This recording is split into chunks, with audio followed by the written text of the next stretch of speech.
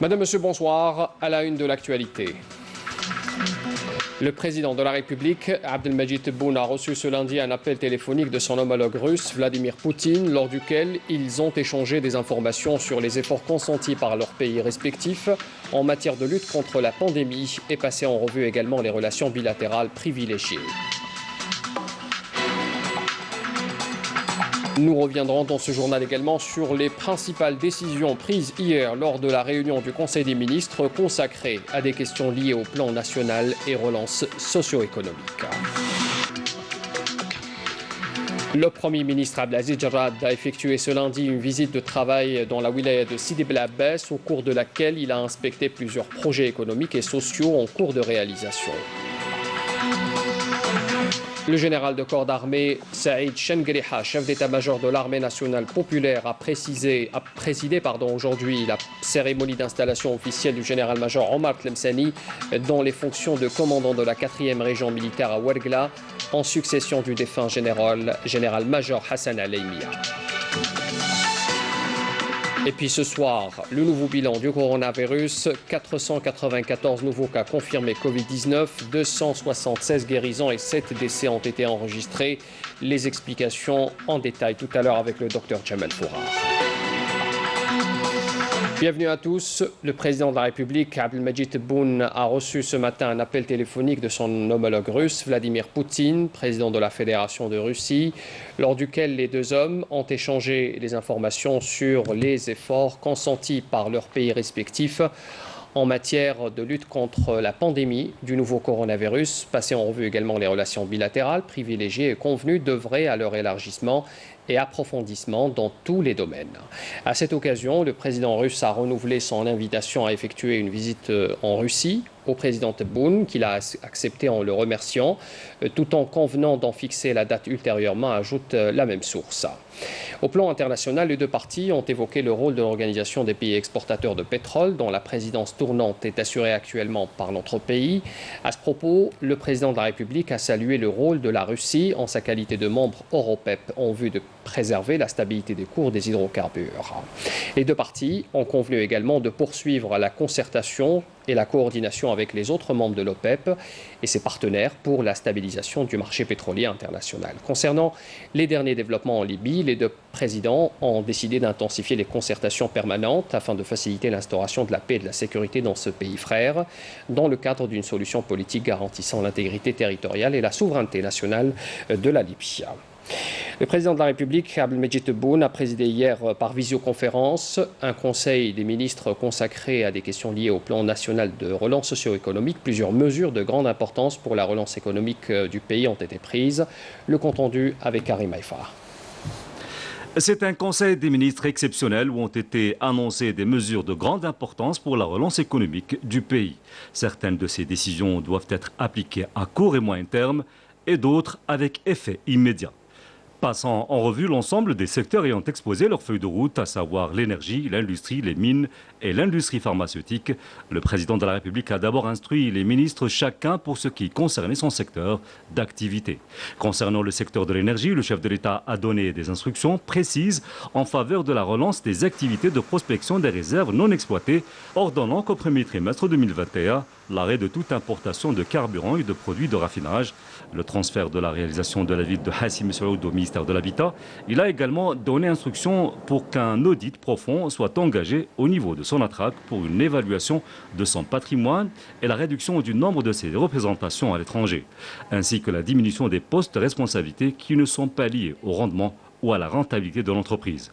Concernant le secteur de l'industrie, le chef de l'État a ainsi instruit le ministre de l'Industrie à l'effet de libérer les cahiers des charges avant le 22 juillet prochain qui concernent le secteur de la construction automobile, la production d'électroménagers, la production de pièces détachées et l'importation de véhicules neufs, sans oublier de donner la priorité au secteur de la transformation et des start-up avec la mise en place dans les plus brefs délais d'un vrai guichet unique qui aura toute l'autorité pour engager et guider l'investissement au lieu et place des anciennes structures. Concernant le secteur des mines, le président de la République a réitéré ses instructions concernant l'exploitation optimale et transparente de toutes les potentialités minières dont dispose le pays, en insistant particulièrement sur la mise en exploitation dans les plus brefs délais de la mine de fer de Rajbilat, du gisement de zinc et plomb de Ouadamizour et la relance du projet de fabrication de produits phosphatés à Ouinat dans la wilaya de Tébessa. Concernant l'industrie pharmaceutique qui pourrait contribuer à l'horizon 2021 à économiser au trésor public près d'1 milliard de dollars d'importation de produits pharmaceutiques, le président de la République a donné instruction pour que soient placées avec effet immédiat toutes les unités de production pharmaceutique sous la tutelle du ministre de l'Industrie pharmaceutique et d'accélérer la mise en production des nouvelles unités dont le nombre est de 40. Concernant le secteur des finances, dont le ministre de tutelle a annoncé que le pays pouvait injecter immédiatement pour la relance économique 1000 milliards de dinars et 10 milliards de dollars, le président de la République a donné des instructions à l'effet d'accélérer la réforme du système bancaire, d'accorder une attention toute particulière à la numérisation, de récupérer l'argent disponible dans le marché informel pour le réintégrer dans le circuit officiel et de récupérer dans les réserves d'or du pays les fonds gelés depuis des décennies au niveau des douanes et des saisies au niveau des ports et des aéroports pour les intégrer aux réserves nationales. Des mesures qui devraient faire économiser à l'Algérie près de 20 milliards de dollars d'ici la fin de l'année en cours. Dans une interview accordée au quotidien français L'Opinion, le président de la République a indiqué que l'Algérie et la France pourront avancer avec beaucoup de sérénité une fois les problèmes de mémoire dépassés, soulignant l'importance d'affronter les événements douloureux du passé pour repartir sur des relations profitables aux deux pays. À propos de la crise au Mali, le président de la République a indiqué que l'Algérie entretient avec ce pays une relation très proche, soulignant que la déstabilisation totale du Mali aurait des incidences sur notre pays, rappelant aussi qu'à la conclusion des accords de paix d'Alger, le phénomène terroriste n'était pas aussi répandu. Le président Tebboune a fait savoir qu'aujourd'hui, il y a entre 20 000 et 25 000 terroristes actifs entre le Mali, le Burkina Faso et le Niger. Rappelons que la remise récente des restes mortuaires également des chefs de la résistance populaire contre la colonisation française constitue un grand pas, soulignant que d'autres crimes et massacres perpétrés par la machine coloniale méritent d'être racontés. Concernant la crise en Libye, le président Tebboune a indiqué que la Libye nous a aidés pendant la guerre de libération en accueillant sur son sol des moudjahidines, tout en réaffirmant la disponibilité de l'Algérie d'accueillir sur son sol des pourparlers sous l'égide des Nations Unies.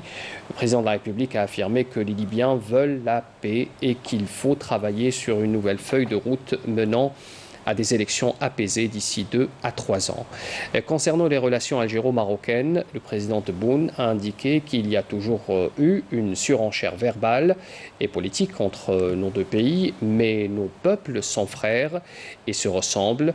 Nous avons une longue histoire commune et sommes voisins, nous sommes condamnés à vivre ensemble. En ce qui nous concerne, nous n'avons aucun problème avec le Maroc et sommes concentrés sur le développement de notre pays, a-t-il dit, ajoutant que nos frères marocains ne semblent pas être dans le même état d'esprit. Le président de la République a souligné que la construction de bases militaires à nos frontières est une forme d'escalade qui doit s'arrêter pour eux, donc les Marocains. La République arabe sahraoui est de trop également sur l'échiquier international. C'est à eux d'engager le dialogue avec le Polisario. Si les Sahraouis acceptent leurs propositions, nous applaudirons. Nous avons toujours soutenu les mouvements indépendantistes, dira encore le président de la République dans cette interview accordée, je le rappelle, au quotidien L'Opinion. Le président du Conseil de la Nation, par intérim Salah Boudjil, et le président du Sénat de la République française, Gérard Larcher, ont réaffirmé ce lundi leur volonté d'accompagner la nouvelle dynamique qui caractérise les relations entre les deux gouvernements et les deux pays. C'est ce qu'indique ce lundi un communiqué du Conseil de la Nation. Boudjil avait reçu une communication téléphonique de Gérard Larcher, durant laquelle les deux responsables ont réaffirmé leur volonté de poursuivre la coordination et la consultation au niveau parlementaire dans le but d'accompagner la nouvelle dynamique qui caractérise les relations entre les deux gouvernements et les deux pays dans le cadre de l'approche adoptée par les présidents des deux pays, Abdelmadjid Tebboune et Emmanuel Macron, précise encore le même communiqué. À cet égard, les deux parties ont mis l'accent sur l'importance du rôle qui échoua aux parlementaires dans le rapprochement entre les deux pays et les deux peuples. Les présidents des deux chambres parlementaires ont en outre abordé les dernières évolutions connues par la situation sur le plan régional, principalement dans le Sahel et la Libye, soulignant par la même occasion la nécessité d'œuvrer par tous les moyens que permet la diplomatie parlementaire afin d'aboutir à un règlement pacifique de ces conflits. On arrive au deuxième titre de l'actualité, plutôt au troisième titre de l'actualité de ce lundi, la visite du Premier ministre Abdelaziz Jarrad à Sidi Bel Abbès, une visite de travail. Il a souligné depuis cette wilaya la nécessité de redonner au secteur de l'agriculture la place qui lui sied et d'encourager l'investissement dans ce domaine au niveau de l'exploitation agricole Harim Arabah implantée dans la commune de Tabia. Première étape de sa visite sur le terrain à Sidi Bel Abbès. Yannis Saïd Belkassa. La capitalisation de l'agriculture est l'un des principaux leviers sur lequel s'est appuyé le Premier ministre Abdelaziz Jarrad pour le développement du secteur de l'agriculture lors de sa visite dans une exploitation agricole de la commune de Tabia de Sidi Bel Abbès qui dispose d'un mont forestier important. Le Premier ministre a insisté sur la place et l'apport de l'agriculture dans l'économie nationale, mettant en exergue la nécessité d'un retour vers ce secteur créateur d'emplois et de richesses. لازم الزراعة الفلاحة نتاعنا ترجع للأراضي وفي الاستثمار الرأسمالي فيها. La capitalisation de l'agriculture. Il faut que nos terres agricoles soient plus rentables, c'est-à-dire aller vers la capitalisation de l'agriculture.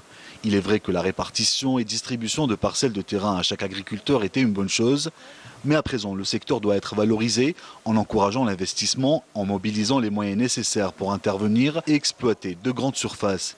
Si nous voulons avoir un secteur agricole fort, être considéré comme un concurrent et l'ambition d'exporter nos produits agricoles vers l'étranger, il faut s'orienter vers la capitalisation de l'agriculture.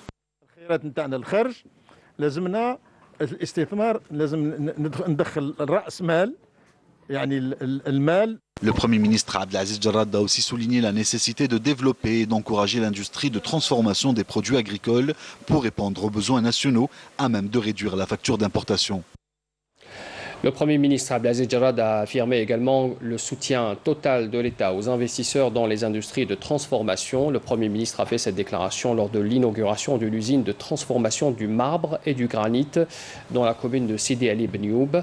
C'est la plus grande usine du genre au niveau africain. Naïma Chekchek. Ici, c'est la plus importante entreprise à l'échelle africaine de production de marbre et de granit. Une entreprise qui s'est affirmée dans l'industrie de transformation en produisant un granit et un marbre 100% algérien. Et c'est de là que le Premier ministre a entrepris sa visite à Sidi Bel Abbès pour encourager un pareil investissement.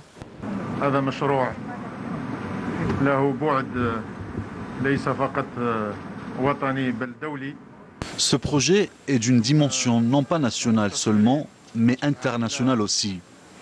En tant qu'investisseur, vous êtes une famille connue par son patriotisme et par son travail persévérant.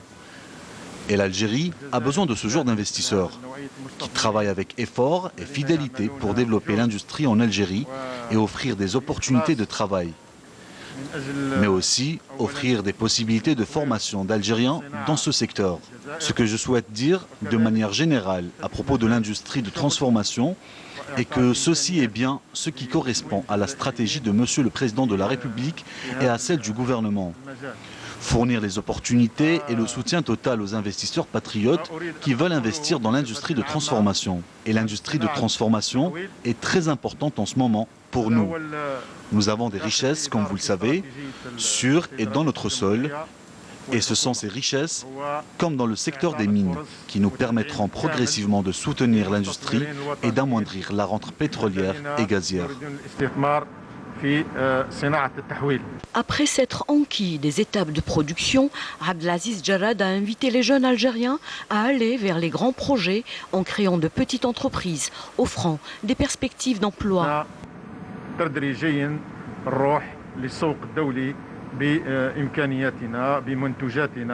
Progressivement, nous allons vers le marché international avec nos moyens, nos productions, et cela est possible pour les investisseurs algériens. Les petites et moyennes industries ont une grande importance pour encourager les jeunes investisseurs qui travailleront progressivement dans cette industrie. C'est aussi un axe essentiel dans la stratégie du gouvernement. Donc l'avenir promet du bien et tous les Algériens doivent être optimistes et croire en les capacités de leur pays et en celles des investisseurs. Le Premier ministre a assuré que l'État ne ménagera pas d'efforts pour soutenir l'entreprise algérienne, considérant qu'elle constitue un noyau économique stratégique dans la nouvelle Algérie. Le Premier ministre Abdelaziz Jarrad a présidé également ce lundi dans le cadre de sa visite de travail et d'inspection à Sidi Bla Abbès la mise en service d'un réseau de gaz naturel au profit des habitants du village de Djouahar, considéré comme une zone d'ombre dans la commune de Sidi El Hassan. S'adressant aux habitants du village qui lui ont réservé un accueil chaleureux, le Premier ministre a rassuré sur la prise en charge de leurs préoccupations quotidiennes. Yannis Saïd Balkassam.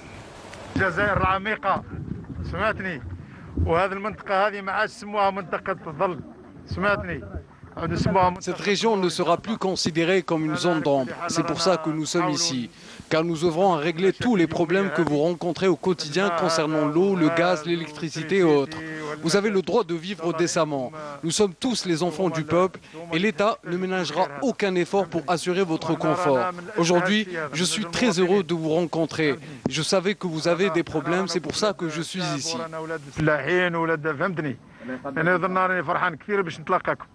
C'est ainsi que le Premier ministre a tenu à rassurer les habitants du village de Djouahar quant à la prise en charge de leurs préoccupations quotidiennes. Un village qui compte parmi les 189 zones d'ombre de la wilaya de Sidi Bla Abbès concernées par le développement. Notre village n'est plus comme avant. Nous avons été raccordés au réseau d'assainissement et de gaz, chose qui nous faisait défaut.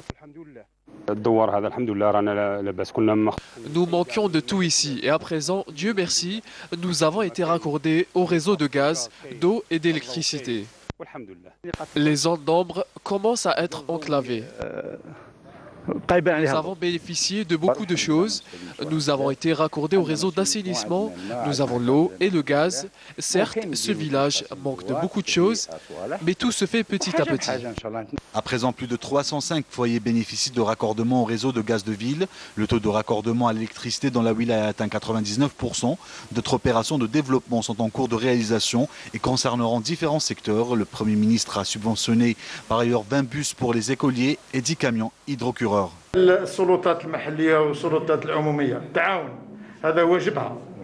Les autorités locales, les publics accomplissent leur mission, mais il est aussi important que les citoyens préservent ces biens. Il faut que chacun de nous se sente concerné pour la préservation de l'environnement. Les écoliers sont aussi ma préoccupation. Ils ne doivent plus se déplacer à pied. À présent, ils ont des bus et pourront travailler correctement et vous serez rassurés. En ce qui concerne le raccordement de zones d'ombre en énergie solaire, le Premier ministre a annoncé la décision d'allouer une enveloppe de 400 millions de dinars pour financer cette opération dans la wilaya de Sidi Bla Abbès. Le Premier ministre Abdelaziz Jarrad a présidé ce lundi une cérémonie de remise de 1607 clés de logement, tout type confondu, à leurs bénéficiaires lors de sa visite de travail effectuée dans la wilaya de Sidi Bla Abbès. Le plus grand nombre de logements distribués, à savoir 1200 unités, concerne les souscripteurs du programme de l'Agence nationale de l'amélioration et du développement du logement ADL, selon les services de la wilaya.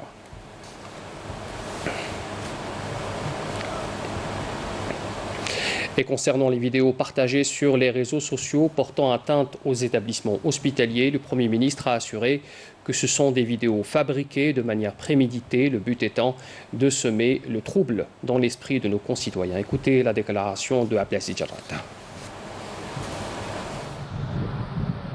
J'avais dit le premier que notre système de santé est malade, qu'il faut absolument, c'est bien sûr le président de la République qui m'a orienté, qui m'a dit de le dire. Moi, je suis également convaincu. Parce que je suis un citoyen, je vais aussi à l'hôpital, j'amène mes enfants, etc. J'ai dit, c'est un système qu'il faut complètement revoir. Complètement. Bon, maintenant on est face à cet ennemi qui est là. Il faut absolument commencer. On a essayé de jeter les bases. On a créé l'Agence nationale de sécurité sanitaire.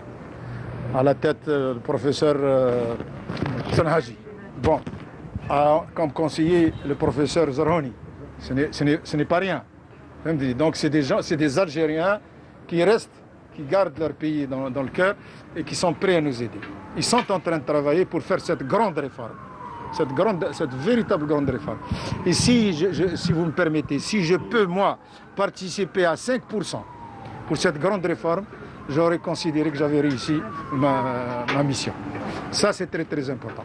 Maintenant, vous savez très bien qu'une réforme de ce genre n'est pas facile. Pourquoi?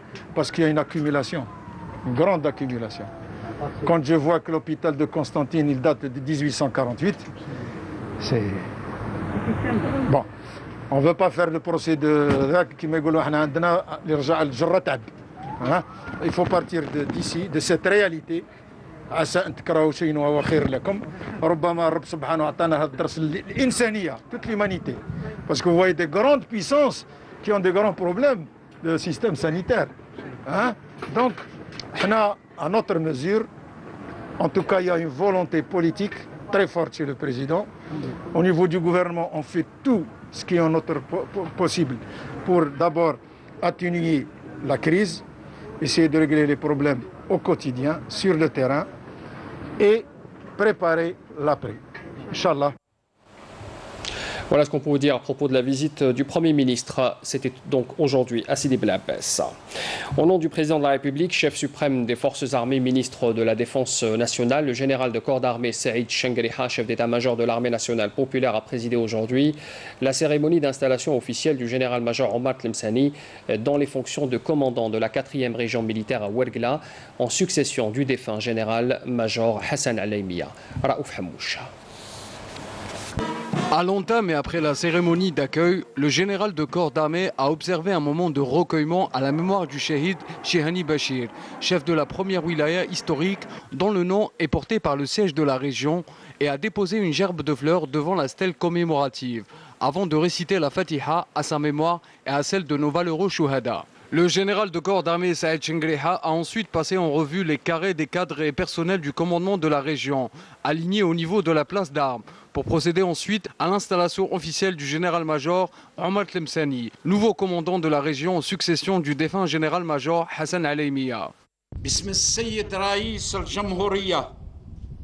Au nom de Monsieur le Président de la République, chef suprême des Forces armées, ministre de la Défense nationale et conformément au décret présidentiel du 9 juillet 2020, j'installe officiellement le général-major Omar Tlemceni dans les fonctions de commandant de la 4e région militaire, en succession du défunt général-major Hassan Alaimia.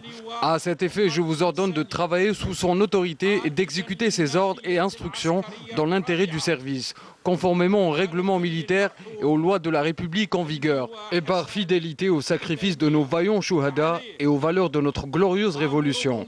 Qu'Allah nous prête assistance. Ensuite, le général de corps d'armée, chef d'état-major de l'armée nationale populaire, a supervisé la cérémonie de passation de l'emblème national. Après la signature du procès-verbal de passation du pouvoir, le général de corps d'armée a tenu une rencontre avec le commandement, les cadres et les personnels de la région, où l'ensemble a observé une minute de silence en recueillement sur l'âme du défunt général-major Hassan Alaimia.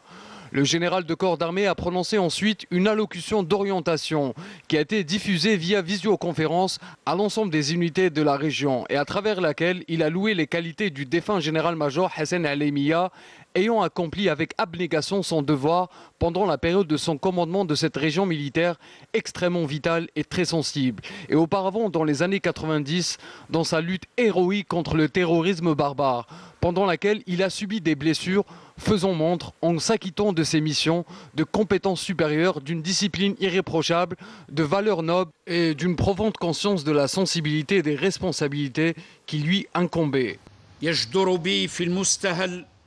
En premier lieu, je me recueille sur l'âme du défunt général-major Hassan Alaimia, décédé depuis quelques jours.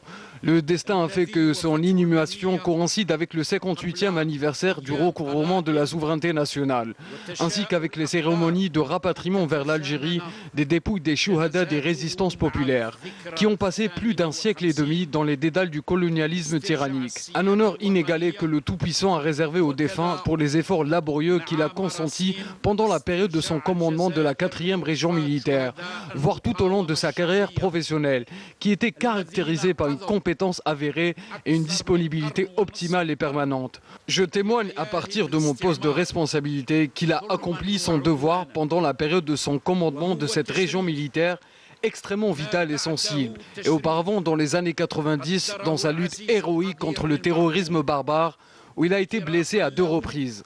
Il a fait montre, en s'acquittant de ses missions, d'une grande compétence, d'une discipline irréprochable, d'une moralité élevée et d'une conscience profonde de la sensibilité des responsabilités qui lui incombaient. À ce titre, je réitère mes plus sincères condoléances à sa famille et proches, ainsi qu'à l'ensemble des cadres et personnels de la 4e région militaire.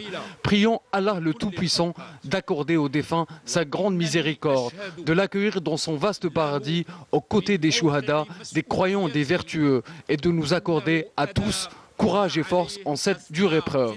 Le général de corps d'armée a mis l'accent sur l'impératif d'adopter des critères objectifs lors de la désignation dans les postes et les fonctions en choisissant les hommes les plus émérites, qui rassemblent les critères de sacralisation du travail, de sérieux, d'intégrité et de loyauté envers l'armée nationale populaire et la patrie, exhortant les cadres à se doter de discipline et d'éthique exemplaires et à consentir davantage d'efforts avec assiduité et professionnalisme. Nous œuvrons avec une grande persévérance pour que notre travail dans ce domaine soit empreint d'une ferme volonté à obtenir les résultats escomptés qui ne pourront être concrétisés sur le terrain qu'à travers l'adoption de critères objectifs lors des désignations dans les postes et les fonctions et le choix des hommes les plus émérites qui réunissent les conditions de sacralisation du travail, de sérieux, d'intégrité et de loyauté envers l'armée nationale populaire et la patrie. À la lumière de cette nouvelle phase et au regard du caractère vital des missions conférées à l'armée nationale populaire, je vous appelle tous en cette occasion à faire preuve d'un sens de responsabilité élevé dans l'accomplissement des missions assignées et à préserver l'image de marque de votre armée et de votre pays. Tout comme je vous exhorte à faire montre de discipline et d'éthique exemplaire et à consentir davantage d'efforts avec assiduité, professionnalisme, dévouement et abnégation afin de faire honneur à votre métier à servir votre pays. Soyez donc à la hauteur de la confiance placée en vous et de la lourde responsabilité que vous assumez à l'égard de votre pays et votre peuple. À l'issue, le général de corps d'armée a suivi les interventions des cadres et personnels de la 4e région militaire et a écouté leurs intérêts et préoccupations. Le ministre des Affaires étrangères, Sabri Boukadoum, a effectué aujourd'hui une visite de travail en République tunisienne. La visite du chef de la diplomatie algérienne en Tunisie a été l'occasion de poursuivre les discussions avec la partie tunisienne. Le ministre des Affaires étrangères avait été reçu, vous le voyez sur ces images, par le président tunisien. Alors, les relations bilatérales dans divers domaines ont été abordées et bien sûr tout cela dans l'optique de préparer la prochaine visite d'État du président de la République prévue en Tunisie. Les entretiens avec les responsables tunisiens ont porté également sur les derniers développements de la situation dans la région. Je vous invite à écouter la déclaration du chef de la diplomatie algérienne au sortir de cette audience avec le président tunisien. لقد حظيت باستقبال من قبل السيد الرئيس الجمهورية التونسية السيد قيس سعيد، وقبل كل شيء بلغت له السلام والتقدير من أخيه السيد الرئيس عبد المجيد تبون رئيس الجمهورية الجزائرية الديمقراطية الشعبية. زيارتي اليوم إلى تونس هي دليل آخر على عمق الروابط بين بلدينا والأهمية التي توليها الجزائر لتعزيز علاقاتها مع تونس في كل الظروف وفي كل الميادين. تطرقت مع السيد الرئيس بإسهاب إلى سبل تعزيز العلاقات الثنائية المتميزة التي تجمع البلدين في كل المجالات، والتي ينتظر أن تعرف دفعة جديدة بمناسبة زيارة الدولة التي سيقوم بها إن شاء الله السيد رئيس الجمهورية إلى تونس في الفترة المقبلة. كما استمعت باهتمام كبير واحترام وتقدير إلى التحليلات القيمة للسيد رئيس الجمهورية بخصوص الأوضاع في المنطقة وخاصة في الشقيقة ليبيا، حيث جددنا في هذا الصدد التأكيد على أهمية التنسيق المستمر. التنسيق موجود حاليا والمتواصل بين الجزائر وتونس على كل المستويات من أجل مساعدة الأشقاء الليبيين على تجاوز المحنة التي تمر بها بلادهم عبر وقف إطلاق النار والعودة إلى طاولة الحوار. أود في هذا المقام أن أسجل بارتياح التطابق الكبير لموقف البلدين تونس والجزائر إزاء الأزمة في ليبيا وعزمهما على العمل معا من أجل تجاوز الانسداد الحالي باعتبار القضية الليبية مسألة أمن وطني بالنسبة للبلدين، وأن المساهمة في معالجتها واجب يقتضيه المصير المشترك وحسن الجوار.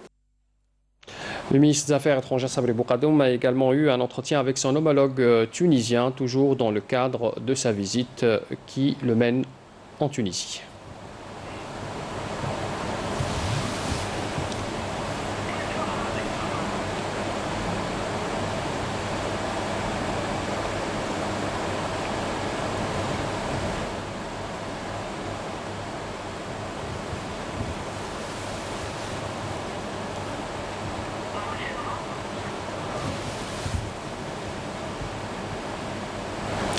Le ministre de l'Intérieur Kamel Beljoud s'est réuni aujourd'hui par visioconférence avec ses homologues de l'Union européenne, l'Italie, l'Espagne, la France, Malte et l'Allemagne, ainsi que les pays de l'Afrique du Nord, le Maroc, la Tunisie, la Libye et la Mauritanie.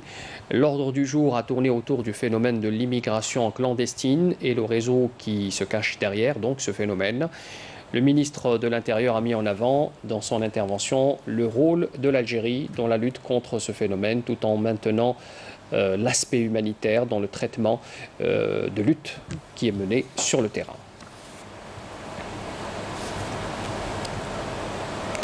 Les services de sécurité ont démantelé un réseau de fraude et d'escroquerie dont les membres avaient usurpé l'identité de fonctionnaires à la présidence de la République. Les concernés avaient agi au nom d'une association non agréée et avaient leurré leurs victimes du fait qu'ils travaillaient en coordination avec la présidence de la République pour les escroquer. Les concernés avaient illégalement émis des autorisations de circulation exceptionnelles pendant les horaires de confinement au profit de citoyens en contrepartie de sommes d'argent, en plus de récolter des dons pour les détourner. Les concernés avaient émis également des autorisations et des documents de manière illégale à des personnes étrangères. Les services de sécurité ont procédé à la présentation des 10 suspects dans cette affaire devant le procureur de la République près la cour de Bermouad Raïs. Les recherches sont toujours en cours pour déterminer l'identité de suspects et autres victimes de ce réseau criminel. Le juge d'instruction près la cour de Bermouad Raïs avait ordonné le placement en garde à vue de 3 accusés, le placement de 5 autres sous contrôle judiciaire et l'émission de mandat d'arrêt à l'encontre d'autres accusés. Les concernés sont accusés d'usurper dûment une identité juridique, fraude, contrefaçon et utilisation de contrefaçon, d'interférer également illégalement dans les emplois publics, civils ou militaires, ou d'exercer l'une de ces fonctions. Le bilan du Covid-19 en Algérie est rendu public ce lundi avec les détails ce soir, comme toujours, avec le docteur Jamal Fourar, le porte-parole du comité scientifique de suivi de la pandémie du Covid-19. Aujourd'hui, lundi 13 juillet 2020, nous allons vous donner, comme d'habitude, un point de situation de l'évolution épidémiologique de la Covid-19 en Algérie. Pour ce qui est des principaux indicateurs au cours des 24 dernières heures, nous avons enregistré 494 nouveaux cas, 276 patients guéris qui ont quitté les établissements hospitaliers, 61 patients en soins intensifs et 7 décès. Avec les 494 nouveaux cas enregistrés, l'incidence au cours des 24 dernières heures est de 1,1 cas pour 100 000 habitants, sachant que 10 wilayas n'ont pas notifié de cas au cours des 24 dernières heures, 15 wilayas ont notifié entre 1 cas et 5 cas et 23 wilayas ont notifié 6 cas et plus. Pour ce qui est des décès, nous avons encore malheureusement enregistré de nouveaux décès. 7 nouveaux décès ont été enregistrés au cours des 24 dernières heures. Pour ce qui est des patients guéris qui ont quitté les établissements hospitaliers, leur chiffre est à ce jour de 14 019 patients et dont 276 sont guéris et ont quitté les établissements hospitaliers au cours des 24 dernières heures. Pour ce qui est des patients en soins intensifs, nous avons actuellement 61 patients en soins intensifs. Pour terminer, la situation épidémiologique à ce jour nous pousse à être beaucoup plus vigilants et à faire attention et à respecter surtout les mesures de barrières, c'est-à-dire les mesures de prévention, de distanciation sociale et surtout le port de masque obligatoire en toutes circonstances. Et n'oublions pas également de faire attention à la santé de nos aînés, surtout ceux qui ont une pathologie chronique. On revient dans ce journal sur cette déclaration qui a été faite par le Premier ministre, c'était ce lundi à partir de Sidi Bla Abbas. Abdelaziz Jarrad est revenu bien sûr sur ces vidéos qui a déploré le comportement de certains citoyens, notamment quant au non-respect des mesures de protection, se demandant si cela relève de l'inconscience ou de l'irresponsabilité, ainsi que l'utilisation des réseaux sociaux numériques pour créer la fitna. Je vous propose de l'écouter. Il y a certaines parties qui utilisent cette affaire en donnant des explications politiques et politiciennes, au lieu de protéger leurs familles et aider les hôpitaux à travers le volontariat et l'encouragement de la corporation médicale. Certains exigent des conditions contraignantes dans la dotation immédiate d'un hôpital et cherchent derrière cela à semer la fitna dans le pays. Vous avez vu ce qui s'est passé à Msila? Une personne décédée a été traînée hors de son lit, jetée à même le sol et prise en photo. Est-ce que c'est des êtres humains? Que voulait-il démontrer à travers cet acte? À Bisikra, certains ont brandi une banderole devant l'hôpital, uniquement pour poster cette photo sur Facebook. Ils n'étaient pas là-bas pour revendiquer quoi que ce soit. Ils veulent la fitna. Le peuple ne les suivra pas.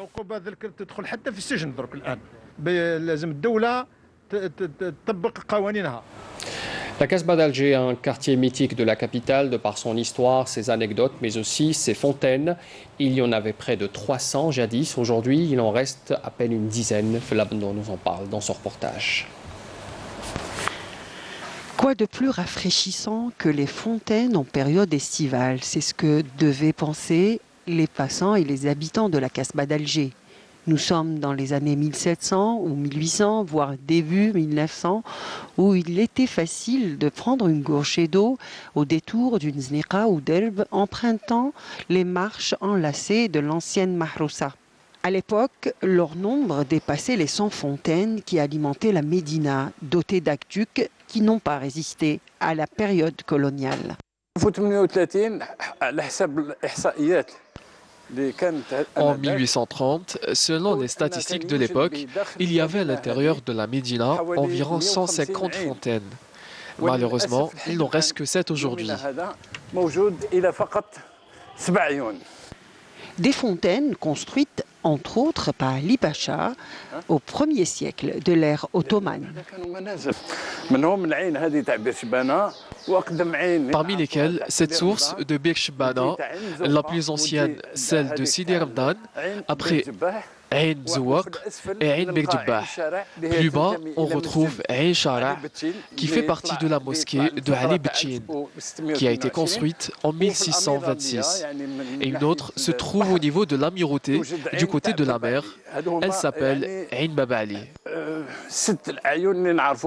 C'est colonial, العين العوينة le robinet. كانت بير نقولوا لها بير يعني c'est un شرشار ولا un puits. جباح كلمة تركية. جباح بيقول إبلي c'est le fabricant de ruches. Ou là c'est l'apiculteur. Selon les chercheurs, les Aïounes donnaient un débit de 50 à 160 mètres cubes d'eau par jour, suivant les saisons. Une eau qui était d'une grande qualité, pure et limpide, très recherchée à l'étranger. Fin de ce journal, merci de l'avoir suivi. Les adresses pour les replays s'affichent au bas de votre écran. Très bonne soirée à tous. À demain.